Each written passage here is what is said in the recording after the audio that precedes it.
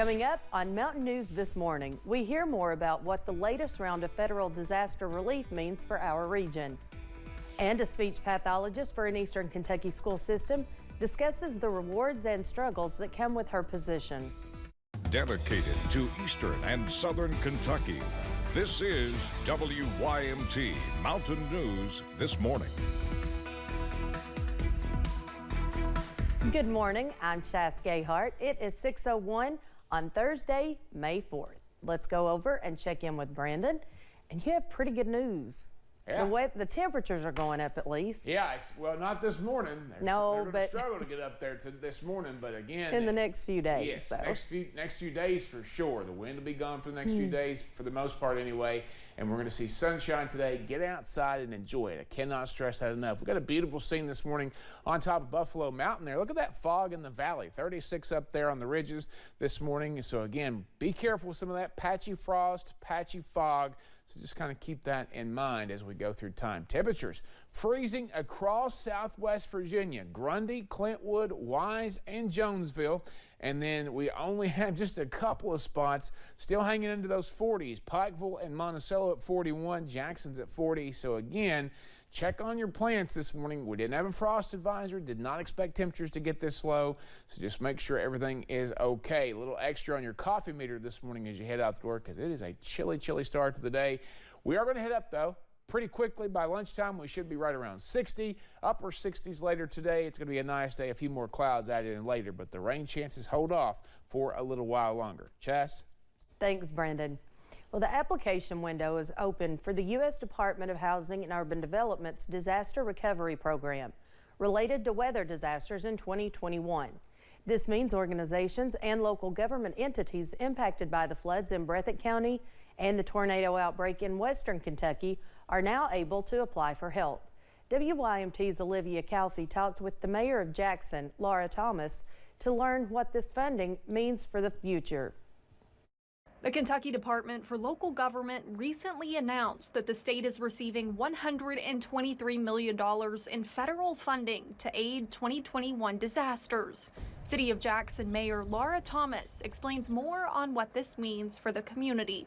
This particular 21 funding, the four most distressed counties for the disaster were 3 counties in western Kentucky from the tornadoes, and then in eastern Kentucky, the most impacted county was Breathitt County. So that's why Breathitt County is part of the 21 disaster allocation. Thomas says the money will be distributed by the Department for Local Government based on applications submitted by county and city government officials or groups based off of community needs. This is also how the amount of funding Breathitt County receives will be determined. We will have to apply for, we'll have to submit good projects that are going to make a difference in our communities and help us to recover. So we're not at the individual level where people can go turn an application in. We don't have an office like FEMA had an office. However, caseworkers will help with individual needs assessments. And Thomas adds that the goal in the DLG action plan for this first application for funding is to help folks with home or rental property repairs and reconstruction. There's money there that has been allocated, but there's still a lot of details that have to be worked out. That was Olivia Calfee reporting. As we have also previously reported, the U.S. Department for Housing and Urban Development has also announced additional funding for the 2022 Eastern Kentucky flooding, which is not open yet. However, Mayor Thomas says this time she understands that there will be some interchangeability of the funds for people impacted by both floods. The month of May is Better Hearing and Speech Month, and Knott County Schools speech pathologist Stacy Burnett is sharing her experience of helping kids in the county. She says the job is rewarding, but with only 2 speech pathologists in the school district, they are understaffed. And we also contract with McDowell Hospital, and they help with the contract services. And then Hazard ARH has helped us this year as well to service Emelina students. And so we are currently looking for another speech language pathologist that we will hopefully have for next year. Burnett says the additional help has been useful as they work through a difficult time. The Baptist Health Corbin Foundation put in place a new fund to support the recruitment, development, and retention of nurses. The Nursing Excellence Fund includes scholarships for entry-level nurses. And the first gift is coming from Baptist Health Corbin nurses in honor of Corey Lee. Lee was a nurse at Baptist Health Corbin for nearly 18 months before he died. Nearly 5 million older Americans are abused each year. And in order to bring awareness to this issue, one Perry County group held an elder abuse awareness event yesterday, inviting the community to take part and to learn more about what they can do to help. WYMT's Alyssa Williams was there to learn more. For those who work with the older population, they see elder abuse more often than people realize. Elder abuse is very common. I mean, financial is a big deal with a lot of the elderly, and a lot of times they don't even realize they're maybe being abused. That is why those with the Hazard Perry County Senior Citizen Center are working to ensure their community is more aware. But it's important to know that, elder abuse is out there.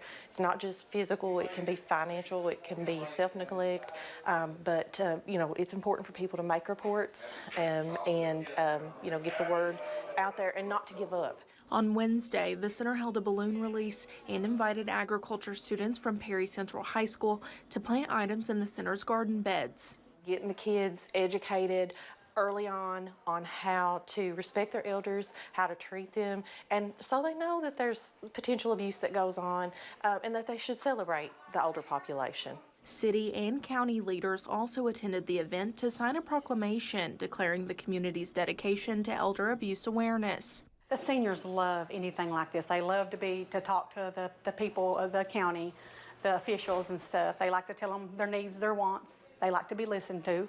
And this is a great opportunity for some of the officials to come and see what our seniors have to say. Aiming to give a voice to a silenced generation. In Hazard, Alyssa Williams, WYMT Mountain News. If you suspect elder abuse is happening within your community, you can make an anonymous report by calling 1-877-228-7384. The ACLU of Kentucky filed a lawsuit yesterday in an attempt to block portion of Senate Bill 150. The bill was vetoed by Governor Andy Beshear, but later became law after a veto override by the Republican-controlled Kentucky legislature. The ACLU and National Center for Lesbian Rights are targeting a piece of Senate Bill 150 that bans gender-affirming care for minors. The ACLU called the ban a, quote, egregious government reach, saying under the Constitution, quote, trans youth in Kentucky have the right to medically necessary care, end quote. We're less than 2 weeks away from Kentucky's May primary election, but some Kentuckians can already cast their vote. Wednesday was the first day of in-person excused absentee voting. It will last through Friday, then again on Monday, May 8th through the 10th.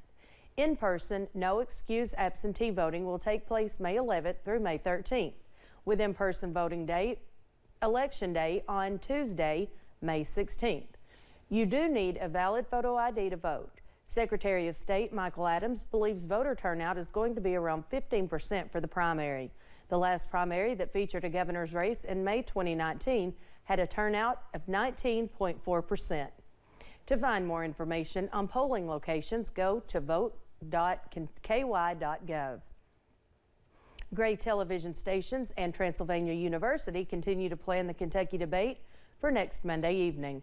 But our sister station, WKYT, is still waiting to hear confirmation from Attorney General Daniel Cameron's campaign about whether he will appear. The Cameron camp gave them strong indications he would take part in if the former UN ambassador Kelly Craft did. Craft has publicly confirmed she is scheduled to be there. You can watch that debate next Monday evening at 7 on WYMT.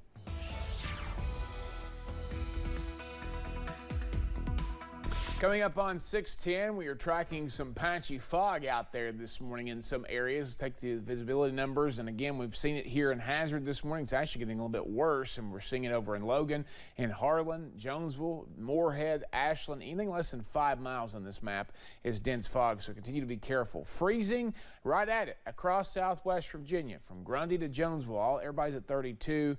Still just a couple of 40s out there. We got 40 Jackson and 41 Monticello and Pikeville. Hopefully those temperatures won't go too much lower. Again, double digits colder than it was this time yesterday. In many areas, at least several degrees colder than it was this time yesterday in all areas. WYMT First Alert Weather app. It's going to be sunny.